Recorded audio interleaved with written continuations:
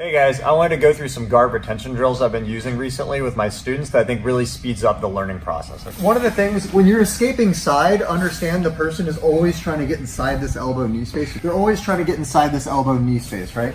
So when you're in side control, one battle is trying to work your way out to find the space to get your elbow and knee connected. And then the other skill set is once you're here, being able to get back out.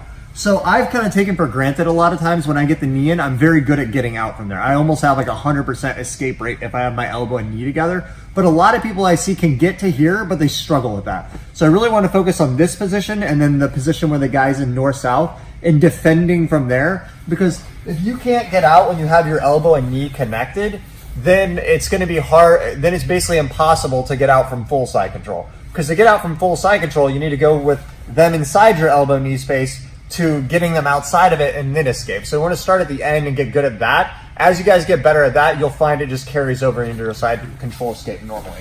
Okay? So the main thing here is we're just going to start with this elbow and knee connected. The person on top can just kind of have like a grip here and just be loose like this. It's a very common situation. So the main thing here is people will get this knee in, but you're still not centered. I need to get back in front of her with like my feet in front of her, right? I ultimately want to clear this leg all the way out somehow so she's in front of me, right? So the main way to do that is we have to focus on this outside leg needs to get some form of contact on her. And there's three main ways to do that. It depends on how she is. One is just like if this hand is like maybe up here or something, is once I have this elbow knee space, I'm just gonna push on her shoulders and use my left heel to go over like this. If she's tight, understand that this knee acts like a ram, so stay super tight, right? I can push with this knee, it's really strong here, right? Everyone is super strong here, even if the guy's like 100 kilos or 220 pounds. As long as I have this knee, not the shin, I can't push with my foot, but this knee can press really easy, right? So she stays super tight here. I can push with this knee and use my hands, one hand on each shoulder to create that separation.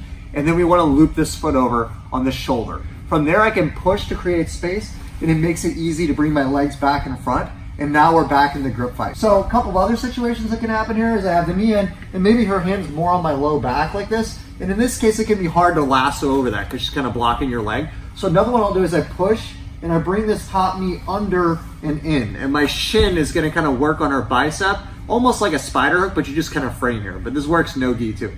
So I just use that shin, and that pressure from this outside leg makes it easy to center up and bring this out. That's the common theme. We're always trying to get some form of pressure with this outside leg to bring this foot out. Okay, another one is like if she clasps hands around my neck and I have my elbow and knee in here, again, I'm gonna push and create space. You can go down that way a little bit. Yeah, I'm gonna push and create space here, and I use this left foot to go on the side of her hip. See how I put it in here? Sideways, right? So from here, I can push. If she's really tight here, they're really strong, I push on the tricep here, I tuck my head, and I go underneath to clear that. Now I can push on this knee here a bit, and again, this foot here clears me out.